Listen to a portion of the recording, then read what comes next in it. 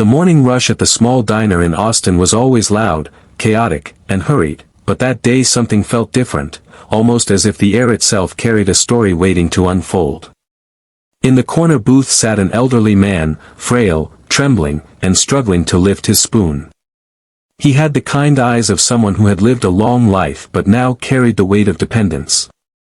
At the entrance, a man in an expensive charcoal suit stepped inside, but instead of heading to the counter or calling for service, he froze, because the elderly man in the booth was his father. And standing beside him, gently feeding him spoonfuls of warm soup with a tenderness one rarely saw in strangers, was a waitress he had never met. Her hand didn't shake.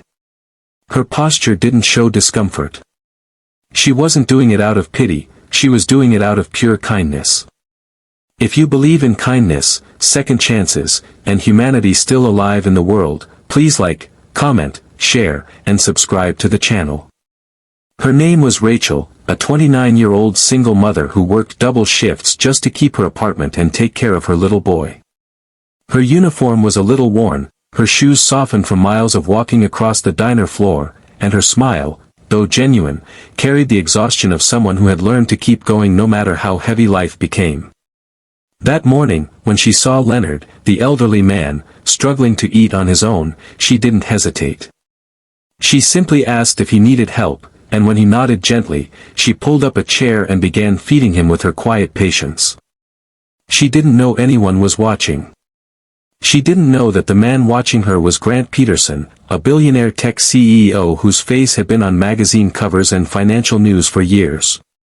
She didn't know that this simple act of kindness was about to change her life. Grant had only just returned to Texas after months abroad, and he had come straight from the airport to check on his father. The nurse who usually accompanied Leonard had called in sick, forcing the elderly man to visit the diner alone.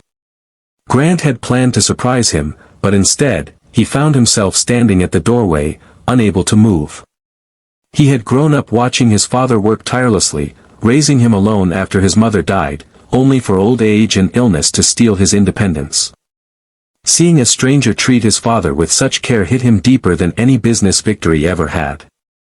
As Rachel fed Leonard, she spoke to him softly, asking if the soup was too hot or if he wanted something else instead. She even wiped his chin gently when his shaky hands spilled a drop. For Grant, watching this was like watching compassion itself take human form. He sat at a nearby table and observed quietly, not wanting to interrupt the moment. Every movement she made, every smile she gave, revealed a humility and sincerity that couldn't be faked. What Rachel didn't know was that she was struggling just as much as the old man she was helping. Her boy, Caleb, only 7, had been sick recently, and she had spent most of her savings on doctor visits. She had gotten 3 eviction notices in the past 6 months. Unseen battles, silent storms, yet she still chose kindness, still chose to serve others with grace.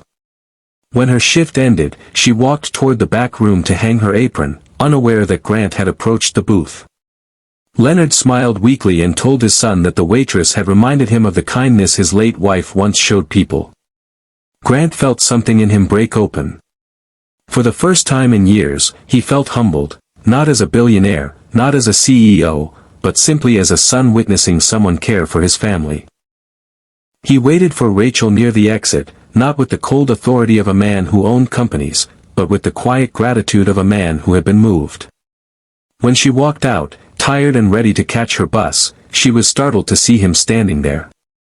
Grant thanked her for helping his father, but Rachel brushed it off as something anyone would do.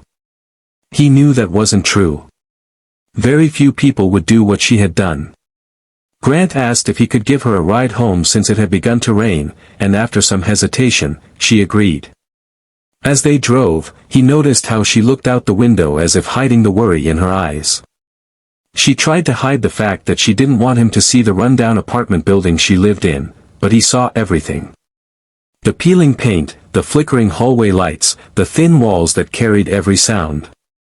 He realized then just how strong she truly was, carrying burdens that no one else could see.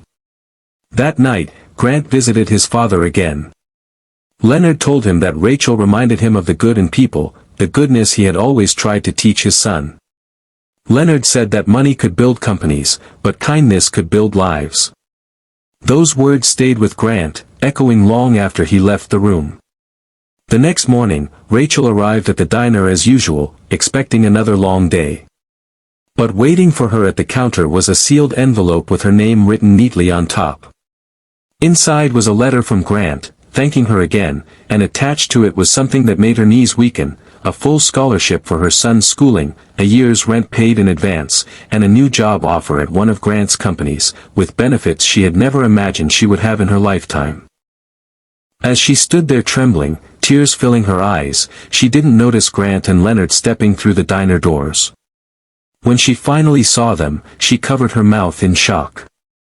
Grant simply smiled and said that kindness deserved to be repaid, not because she expected it, but because she had given it freely when it mattered most. If this story touched your heart, please like, share, comment, and subscribe to the channel. Please comment below, would you help a stranger if no one was watching? And with that simple question, Rachel's life shifted forever, not because a billionaire helped her, but because she chose kindness when it cost her most.